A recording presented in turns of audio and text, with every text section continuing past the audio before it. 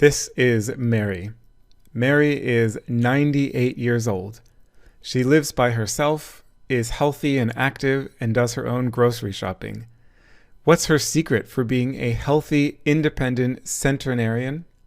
She attributes her health to her vegetarian diet. But is it really so simple to stay healthy and active just by cutting meat out of your diet? Think about the elderly people in your life. Are they healthy, and how much meat do they eat? To find out whether Mary's advice is good for everyone, we investigated hospital records of nearly 80,000 elderly people across 3 different countries on 2 continents. The question we asked was simple. Do people live healthier and for longer if they don't eat meat?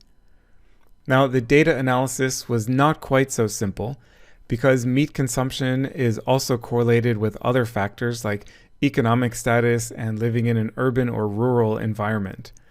These are potentially confounding variables because they're also related to healthy eating and healthy living. But when we do all the appropriate statistical controls, we didn't find any evidence, any scientific evidence across 80,000 people that being vegetarian will make you live longer and healthier. So I don't know what the secret to healthy aging is, and I am, of course, very happy for Mary, but it seems that she hasn't figured out the secret either. By the way, I completely made up all of these data for the illustration, although healthy eating in general is important for healthy aging. Did you see what I did here? I used an anecdote to get the audience excited about the topic. Then I built some conflict by injecting uncertainty into the idea that a simple change in diet can have such powerful effects on health and aging. Then I pivoted into showing the data from a large-scale study that resolved that conflict. Of course, there's still the unknown about what exactly is the thing to do to live to be 100 years old, healthy and active, but the relevant piece of conflict for this data story was that Mary had an intuition and that turned out to be wrong. This is a trick from journalism. Journalists learn that what captures people's attention is a story about one individual, one person's perspective.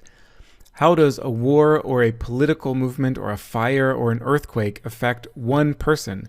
What is their story? People like to hear about that because they can connect to it, they can relate to it. People imagine what it would be like for them to be in that situation, how they would feel. Anecdotes, or case studies as they're sometimes called in the medical science literature, are powerful for grabbing attention, but they can also be misleading precisely because an anecdote is one specific story that might not be representative of the larger trends. And that is the entire purpose of gathering data, to understand the important general trends aside from what one specific case might show. An anecdotal story grabs the audience's attention, it gets them thinking, it makes them curious and asking questions, and it arouses an emotional curiosity response. This is exactly what you need to get your audience's attention. And once you have their attention, you need to show them real data so they can see whether this specific anecdote is really representative of the larger pattern.